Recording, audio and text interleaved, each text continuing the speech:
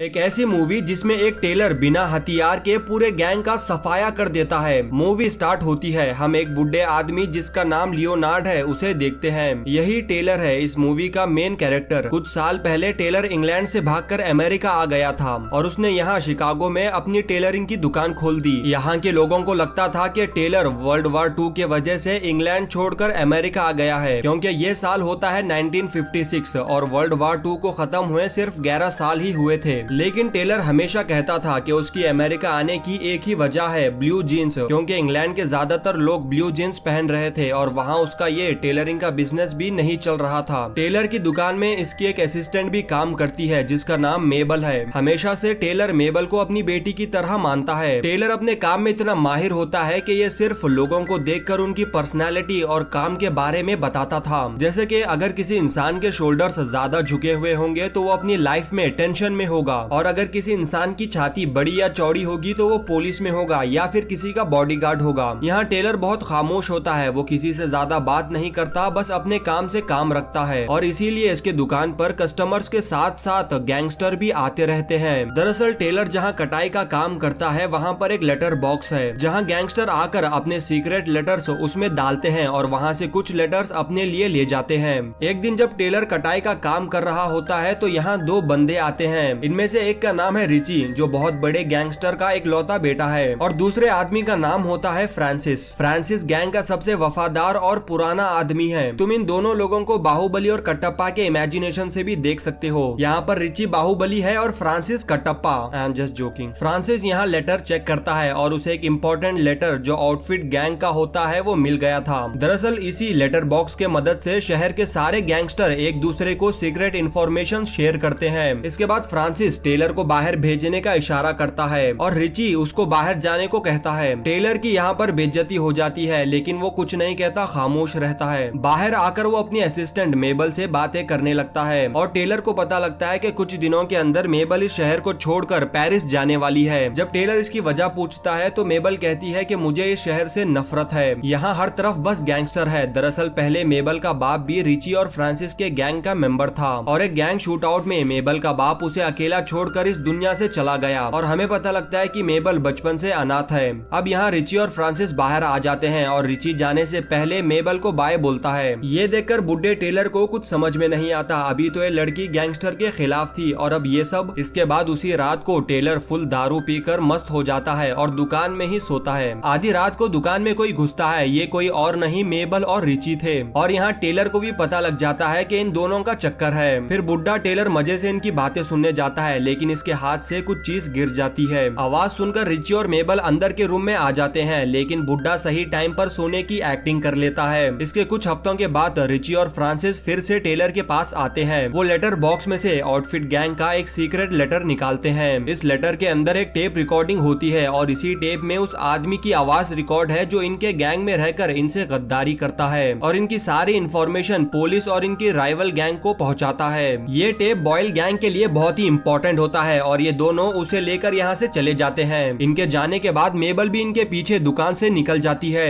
इसके बाद रात के 12 बजे जब टेलर दुकान में सिलाई का काम कर रहा था तो इसके दुकान के दरवाजे पर कोई नॉक नॉक करता है। ये फ्रांसिस और रिची होते हैं। ये सीधा दुकान के अंदर आते हैं और टेलर को खामोश रहने को कहते हैं। दरअसल इसी टेप के चक्कर में पुलिस इनके पीछे पड़ी है और पुलिस की फायरिंग में रिची को पेट के पास गोली भी लगती है। अब क्योंकि रिची गैंग के बॉस का एक लौता बेटा था तो इसकी जान बचाना बहुत जरूरी है। रिची को टेबल पर लिटाकर फ्रांसिस बॉस को फोन लगाता है और जल्दी से एक डॉक्टर भेजने को बोलता है लेकिन आधी रात को इस हालात में डॉक्टर मिलना बहुत ही मुश्किल था। रिची की हालत सुनकर उसका बाप यानी गैंग का बॉस वहां आने का फैसला करता है। इसके बाद फ्रांसिस जबरदस्ती बंदूक के नोक पर टेलर को रिची के जख्म सीने को कहता है। पहले तो टेलर मना करता है लेकिन बेचारा कर भी क्या सकता था। टेलर बड़ी ही बहादुरी से उसके सारे जख्मों पर टाके लगा देता है। इसके बाद फ्रांसिस यहाँ से कहीं जा रहा था तो टेलर पूछता है कि आखिर इस टेप में ऐसा क्या है, पुलिस इसके पीछे क्यों लगी है और तुम हमें अकेला छोड़कर कहाँ जा रहे हो। फ्रांसिस टेलर को बताता है कि इस टेप में उस इंसान की रिकॉर्डिंग है जो हमारे बीच रहकर हमसे गद्दारी करता है और पुलिस अपने आदमी को बचाने के लिए इस टेप के पीछे पड़ी है और हम ये रिकॉर्डिंग सुनकर उस गद्दार को जान से मारना चाहते हैं। फ्रांसिस ये भी बोलता है कि ला फाउंटेन गैंग के लोग भी इस टेप को हासिल करना चाहते हैं। इतना कहकर फ्रांसिस इलेक्ट्रिक प्लेयर लाने के लिए बाहर चला जाता है ताकि वो प्लेयर ईयर लाकर इसके अंदर की रिकॉर्डिंग सुन सके। और फ्रांसिस टेप को टेलर के पास इसलिए छोड़ता है क्योंकि इस टाइम पर टेलर की दुकान ही सबसे सेफ जगह है। इसके बाद घबराहट में टेलर सिगरेट पीने लगा और तभी रिची बाहर आता है। उसकी हालत पहले से अच्छी थी। वो बाहर आकर बुड्ढे टेलर को थैंक्स बोलता है क्योंकि इसी के वजह से रिची की जान बची थी। अब इसके बाद रिची और टेलर बैठकर एक दूसरे से बातें करने लगते हैं।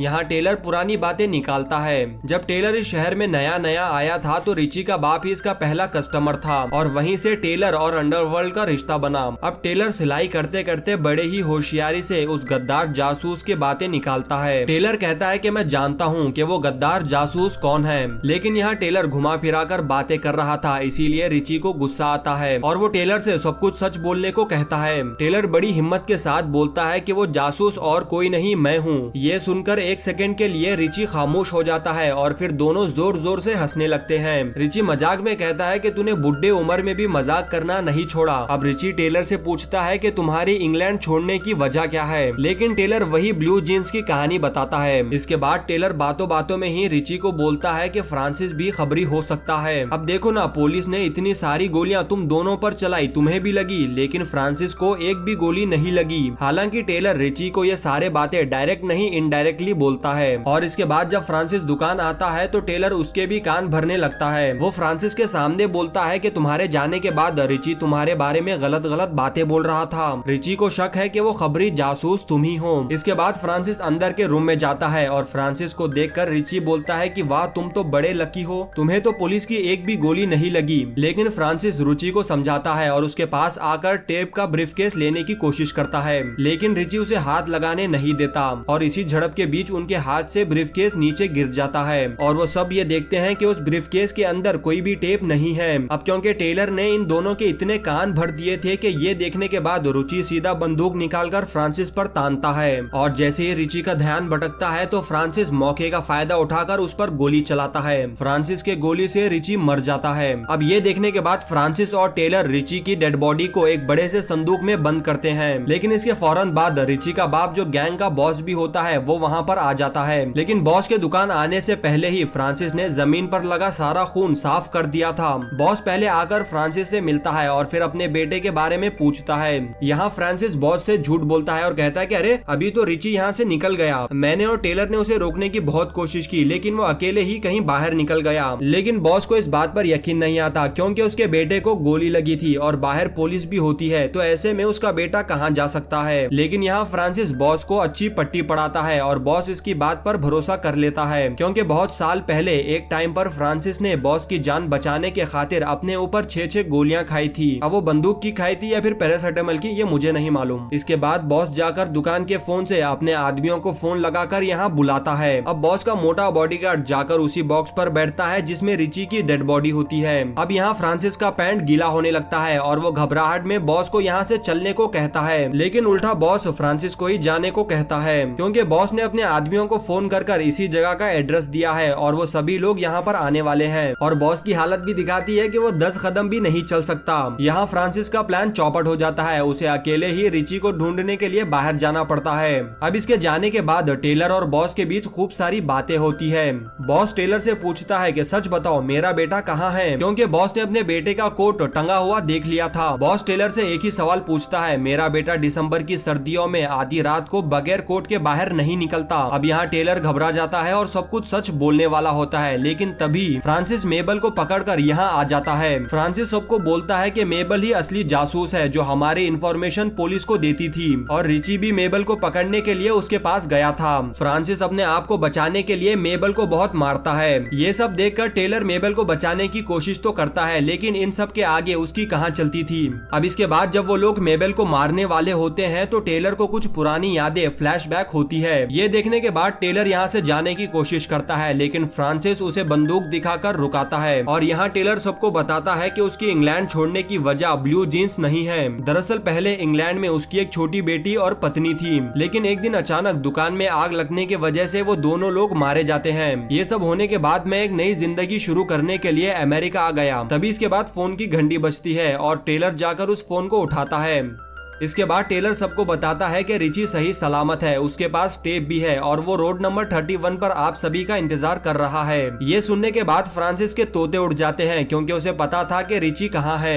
इसके बाद बॉस और उसका बॉडीगार्ड उस जगह के लिए निकल जाते हैं, लेकिन फ्रांसिस मेबल पर नजर रखने के बहाने यहीं पर रुक जाता है। बॉस के जाने के बाद फ्रांसिस इन दोनों का गेम बजाने वाला होता है। वो फ्रांसिस से कहता है कि देखो मेबल ही असली जासूस है, वो FBI और पुलिस के लिए काम करती है और वो तुम्हारी सारी सीक्रेट इन्फॉर्मेशन पुलिस को ले जाकर देती है। और टेलर उसे समझाता है कि मेबल तुम्हारे बहुत काम आ सकती है। इसके बाद मेबल सारा सच इन दोनों को बताती है। वो नहीं चाहती थी कि उसके बाप के तरह और भी लोग इस गैंग के चक्कर में पड़कर अपना घर परिवार सब कुछ बर्बाद कर दे, और मैं सारे गैंगस्टर को सलाखों के पीछे देखना चाहती थी और इसीलिए रिची के साथ रिलेशन में आकर मैंने गैंग की सारी इन्फॉर्मेशन पुलिस और FBI के साथ शेयर कर दी। लेकिन ये सब मेबल को करते हुए आउटफिट गैंग उसकी रिकॉर्डिंग कर लेती है। अब इसके बाद टेलर अपने पास से वही टेप निकालता है। अब टेलर इन दोनों के सामने दो ऑप्शंस रखता है। पहला ऑप्शन, ला फॉन्टेन गैंग के लोगों को बॉस की लोकेशन बता दो ताकि ला फॉन्टेन गैंग के लोग जाकर बॉस और उसके लोगों को मार सके और उसके बाद सीधा सीधा बॉयल गैंग का बॉस फ्रांसिस बन जाएगा। या फिर बॉस को जब पता लग जाएगा कि उस लोकेशन पर रिची कभी गया ही नहीं था तो वो आकर हम तीनों को जान से मार देगा क्योंकि हम तीनों ही उसके नजर में गुनहगार हैं। यहाँ टेलर फिर से फ्रांसिस को पट्टी पढ़ाता है। इसके बाद वो तीनों बॉस को मारने का डिसाइड करते हैं और मेबल जाकर फोन पर ला फॉन्टेन गैंग को बॉस की लोकेशन बता देती है और वो ये भी कहती है कि बॉस और उसके आदमियों को मारने के बाद वो टेलर की दुकान पर पहुंच जाए ताकि ये लोग इस टेप के बदले ला फॉन्टेन गैंग से मोटा पैसा ले सके। थोड़ी देर के बाद ला फॉन्टेन गैंग के लोग बॉस का गेम बजाकर टेलर की दुकान पर आ जाते हैं। इनके आने से पहले फ्रांसिस एक अलमारी में जाकर छुप जाता है। अब यहाँ टेलर और मेबल को ही इस डील को अंजाम देना है, लेकिन जब डील होती है और टेलर को सारे पैसे मिल जाते हैं तो वो इशारा करके ला फॉन्टेन गैंग के लोगों को बताता है कि अंदर फ्रांसिस छुपा हुआ है।